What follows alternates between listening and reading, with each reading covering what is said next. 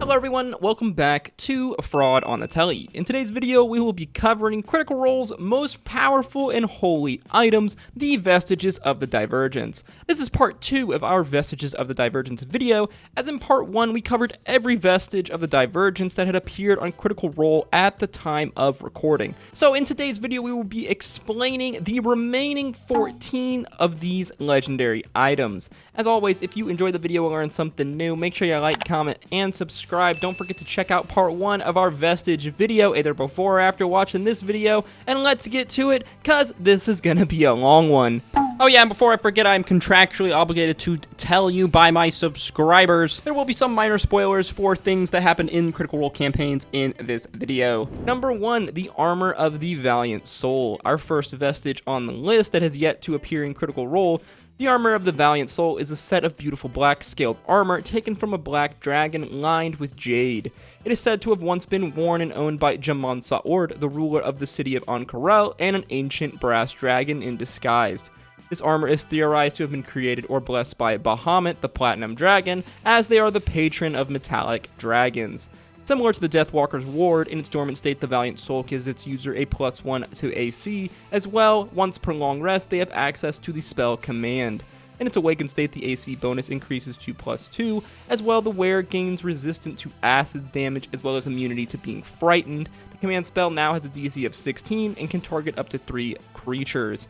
Finally, in its exalted state, its AC bonus increases to +3. The user is now immune to acid damage, and friendly creatures within 15 feet of the wielder also gain immunity to fear. Finally, the command DC grows to 18 and can target up to 5 creatures.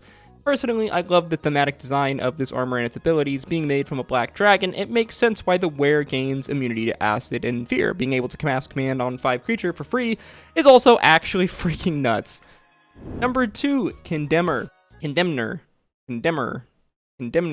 Is it just me, or did I not know that this word had an N in it? A heavy crossbow coalesced in shadow, Condemner, like many of the other vestiges, has a bloody history.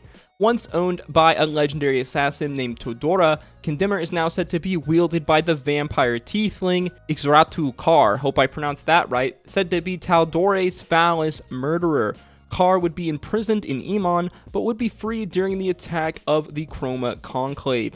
It is believed she is currently residing within the mountain of Craghammer, gathering power for her cult to the betrayer god Vecna, known as the Remnants. It is unknown what god created or blessed this crossbow, but I would venture to believe it was most likely the betrayer god Vecna. In its dormant state, the crossbow is a +1 weapon. When hitting with this weapon, the target takes an additional 1d4 poison. As well, instead of dealing damage, once per short rest, you may cast the spell Fog Cloud or Silence from the crossbow in lieu of the damage. In its awakened state, the bonus increases to +2, the poison increases to 1d6, as well the user now has access to Hold Person on a DC 15. Finally, in its exalted state, the crossbow becomes +3, the poison is now 1d8, and the player can now cast Blight through the weapon. Oh yeah, and the crossbow's DC increases to 17. Overall, a pretty badass weapon for your sneaky range character. Number 3, the Kiss of the Changebringer.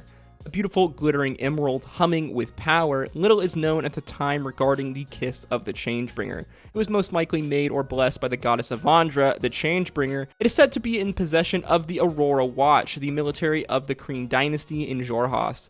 In its dormant state, the wearer is immune to grapple and has +1 on all saving throws. In its awakened state, the bonus increases to +2, and the wearer is now immune to being restrained or grappled. As well as an action once per long rest, they can cast the Blink spell. Finally, in its exalted state, the bonus increases to +3. The wearer is now immune to paralysis and petrification. As well, once per short rest, they have the ability to re-roll any d20 roll once. Number 4, Pyremaul. A massive red hammer made from red iron. The hammer houses an ever-burning flame. Rumored to be wielded by the Grand Legate Phaester, the fire giant ruler of the city of Volcanon, and most likely created by the Allhammer. In its dormant state, the weapon is +1 and deals an additional 1d6 fire. As well, the weapon sheds bright light for 30 feet from its ever-burning flame. In its awakened state, the weapon is now a +2, and the fire damage increases to 2d6 on hit. As well, any target hit with the weapon must succeed on a DC 15 strength throw or be knocked prone. As an action, the wielder may cast Burning Hands at 2nd level once per short rest. Finally, in its exalted state, the weapon is now a +3. Its fire damage increases to 3d6. Burning Hands is now cast at 3rd level with a DC of 17. As well, when you crit with this weapon, you deal an additional 3d6 fire. Wowzers, that's a lot of fire. Finally, when you kill a creature with this weapon, you may take 10d10 fire damage to yourself and immolate the creature's corpse in the process. Immolating the corpse makes it only possible for a true resurrection or a wish spell to resurrect the immolated creature. But if you knock yourself out with this damage, you just insta-die. A pretty wild way to ensure that big evil baddie doesn't come back so easily. I actually love this ability on Pyremaul. Number 5, Agony, a magical flail bearing hooks attached with chains. This weapon is said to still bear the smell of blood and rot from its many executions. Agony cannot be wielded by a good unlined creature, as it was most likely created or blessed by the betrayer god Torog the Crawling King. In its dormant state, the weapon is a +2, and whenever you hit a creature with Agony, they are marked for 1 minute. Marked creatures take an additional 1d6 piercing, but only one creature can be marked at a time. In its awakened state, the extra damage increases to 1d8. Marked creatures as well have disadvantage on con checks and saving throws. In addition, when you reduce a creature to 0 hit points, you may use your bonus action to make an additional attack. Finally, in its exalted state, the weapon increases to +3, the extra damage increases to 2d8. As well, when scoring a crit with the weapon, the target must succeed on a DC 17 wisdom save or be frightened. Agony is one of those very interesting vestiges that follows a different power curve from many of the other weapons, making it surprisingly very good in its dormant state. Number 6, Honor's Last Stand, a massive silvered shield bearing the crest of the Platinum Dragon. Honor's Last Stand was created by the Platinum Dragon god himself, Bahamut, for his followers in the Calamity. Side note, shields are freaking cool, yo. In its dormant state, the shield is a +1, giving the wielder a +3 to AC as opposed to any normal shield, which is just a +2. As well, the wielder is immune to the prone condition. I guess that big ol' shield is just going to break your fall. In its awakened state, the AC bonus is now a +4. When shoving with the shield, it does an additional 2d6 force, which is nuts when combined with its other ability. Whenever a creature misses an attack on you, you may use your reaction to make a shove attack against them. Finally, in its exalted state, the shield gives a massive +5 to the AC. The wielder can shove a creature 15 feet. As well, with a bonus action, the wielder can give an ally within 5 feet of them +3 to their AC. If you combine this shield with the feat Shield Master, you got yourself some nasty wombo combo. Number 7, the Wraps of Dyamak. One of my favorite vestiges, the Wraps of Dyamak are thick hand wraps stained with blood that were worn and created by the legendary monk, Dyamak, and thus can only be attuned by a monk. In their dormant state, these hand wraps are considered +1. As well, whenever the wielder finishes a rest of any kind, they gain temporary HP equal to their max key points. In their awakened state, the wraps are +2, and as a bonus action, the wielder can use Misty Step. However, they may not use this again until they crit or finish a rest. Very cool mechanic. Finally, in their exalted state, the wraps are a +3. Once per long rest, or whenever you crit again, the wielder may choose to amplify a strike, the target taking an additional 66 necrotic, the wielder then healing equal to this necrotic damage. Super badass, super simple concept. I'm a big martial arts guy and a monk fan, so I love the idea of just throwing on some dirty hand wraps and just getting buffed the fuck up. Number 8, Danoth's Visor, a set of mithril framed goggles with diamond lenses. These lenses were said to be used by the mage Danoth Oro to scout his enemies. Likely blessed or created by the goddess Ioun, in its dormant state, the wearer can see through both normal and magical darkness. As well, they have advantage on investigation and perception checks. In their awakened state, the wielder can see invisible creatures and can see into the ethereal plane. As a bonus action, the wielder can see through solid matter once per day. As well, in addition, as a bonus action, the user can switch the goggles to spyglass mode, doubling their sight range. Finally, in their exalted state, the lenses automatically detect illusions they can see, actually nuts, auto-succeeding on saving throws that would try to fool them. As well, a creature not in their true form is outlined as such in an aura. Finally, as an action, the wearer once per day can cast an anti-magic field. I love utility vestiges like this. I find them way more interesting usually than just do damage items, and these lenses are no different. Number 9, the Grimoire Infinitus. Possibly the vestige with the best name, the Grimoire Infinitus is one of several spell books constructed that are like it. Said to have infinite pages, only one of these tomes has been found post-calamity, but there are possibly many, many more. In its dormant state, the Grimoire carries 25 recorded spells on the first page. Yeah, you heard me right. That means you get 25 random spells from a list on acquiring this item. The book behaves like a normal spell book. When you prepare a wizard spell using it, the number of spells you can prepare increases by 1. In its awakened state, the spell gives the user advantage on saving throws against spells and magical effects. As well, the number of spells you may prepare again increases by 1. Finally, in its exalted state, the wielder may now use arcane recovery twice per day. Nuts, actually. As well, they get to prepare another additional spell. It seems pretty basic, but actually having access to 25 pre-recorded spells in its dormant state is potentially insane for a wizard. Pretend the Hide of the Feral Guardian, a beautiful set of detailed leather armor. It is said this vestige was created by the Wild Mother Melora for one of her Archdruid champions in the Calamity. In its dormant state, the armor is considered a +1, and as an action once per day, you can use the armor to cast Polymorph on yourself to transform yourself into specifically a giant eagle. As well, anytime you are under effect that replaces your in-game stats with another creature, for example, a druid's wild shape, you still gain the benefits of this armor. As well, you gain +1s to attacks and damage rolls. In its awakened state, the AC bonus increases to +2. As well, you may now turn into a bear or giant owl with the armor, and the bonus increases to +2 when you're in a changed state. Finally, in its exalted state, the AC increases to +3. The bonus to attacks also increases to +3, and you may now polymorph into a guardian wolf. I really do love how certain vestiges are tailored specifically to certain classes. I think it really helps facilitate cool interactions with abilities. Number 11, the Infiltrator's Key, another utility vestige. The Infiltrator's Key is a mithril skeleton key forged using the blood of 12 master thieves who were executed for trying to steal magical items during the Age of Arcanum. Another amazing utility vestige. In its dormant state, the key is considered thieves' tools. You are considered proficient in these tools and have advantage on checks made to open locks.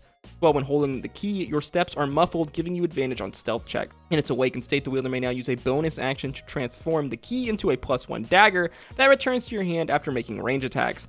As well, once per day, the user may cast one of Alter Self, Invisibility, Knock, or Pass Without a Trace as an action. Finally, in its exalted state, the key gives you access to even more spells, as on a bonus action you may cast one of Dimension Door, Gaseous Form, or Mislead once per day. As well as a bonus action, once per day you may touch a surface, creating a magical opening that anyone can pass through. This opening stays open until the key itself passes through the other side. Probably the coolest vestige out of all of them in my opinion. Just imagine the trouble that your rogue could get up to with this key. Number 12, the Stormgirdle, a wide leathered belt branded with the symbol of the god Cord and clasped with a buckle made from dragon ivory. This belt was either made or blessed by the god Cord pre-calamity. In its dormant state, the belt gives its user resistance to lightning damage and thunder damage. It also increases their strength score to a big ol' 21. As well, you may use an action to become a Storm Avatar for 1 minute. While a Storm Avatar, you have immunity to lightning and thunder damage. As well, your weapon now deals thunder damage instead of whatever other damage it did. As a bonus action, you can choose a target. They must succeed on a DC 15 dex save or be struck by lightning, taking 3d6. In its awakened state, your strength score now becomes 23, the lightning damage increases to 46, and in your Storm Avatar state, you now have a flying speed of 30 feet and can hover. Finally, in its exalted state, your strength becomes 25, which is bonkers. The lightning damage increases to 5d6, and once per day, you can cast Control Weather. Super cool vestige. I love the whole Storm Avatar state thing. Very unique, very cool. Lets you live out your Avatar The Last Airbender fantasies. Number 13, the Verminshroud, a patchy cloak pieced together from pelts of dead rats found in Blightshore. This vestige was likely created by one of the Betrayer gods, possibly Zahir, who is the god of poisons. In its dormant state, the cloak gives advantage on smell perception checks, as well you are immune to disease. You also gain 60 feet dark vision, and as an action once per day, you can use the cloak to cast Polymorph on yourself, transforming yourself into a giant rat. In its awakened state, the cloak gives resistance to poison. As well, you can use an action to cast Insect Plague on a DC 15 once per day. You may also now polymorph into a giant wasp. In its exalted state, you gain a climbing speed equal to your walking speed. Your teeth become razor sharp, allowing them to be used as an unarmed weapon attack that deals 1d6 plus your strength bonus piercing. This attack can also be made as a bonus action. Creatures you bite must succeed on a DC 17 con save or be poisoned. As well, you may now use the cloak to poly into a giant scorpion. I gotta say, who knew you could be so cool and so gross at the same time? Number 14, our final vestige, the Jewel of the Three Prayers, a symbol of the covenant between the Ruidus-born hero Elixion and three gods, Avandra, Corellin, and Sehanine. The Jewel of the Three Prayers is a golden necklace bearing 3 jewels representing these 3 gods. Elixion was the former wielder of this item. It's now unknown if it was taken from him or lost with him in the Netherdeep. In its dormant state, the jewel gives its wearer +1 AC and sheds 15 feet of light. The jewel has 3 charges that it regains daily. The wearer may expend 1 charge to cast invisibility. In its awakened state, the charges increase to 5. The AC bonus increases to +2. As well, you may expend 1 charge to end one of the following conditions on yourself: grappled, paralyzed, or restrained. Finally, you may also expend 1 charge as a reaction to enable a creature to reroll a failed saving throw. Finally, in its exalted state, the charges increase to 7, while the AC bonus is now +3. Your swimming speed is equal to your walking speed, and you may breathe underwater. As a bonus action, you may spend 1 charge to teleport yourself or a willing creature within 15 feet of you. The target appears in this space in a flash of light, causing creatures around it within 5 feet to make a DC 18 con save or take 4d10 radiant and be blinded. Yeah, that's it. That's all of the vestiges of the Divergence yet to appear on Critical Role, and the end of our Vestige of the Divergence series. Remember, we covered the rest of these legendary items in our first Vestige of the Divergence video, so make sure you go check that out, as well as our Arms of the Betrayer videos, likely some of the best weapons in all of D&D. A lot of information and lore is still not known for many of these items, so over time, as more information is released in campaign guides as well as in Critical Role, I'll probably end up making this series again. As always, if you enjoyed the video or learned something new, make sure you like, comment, and subscribe. Stay safe out there, guys. I hope to see you in the next one. As always, love, adieu.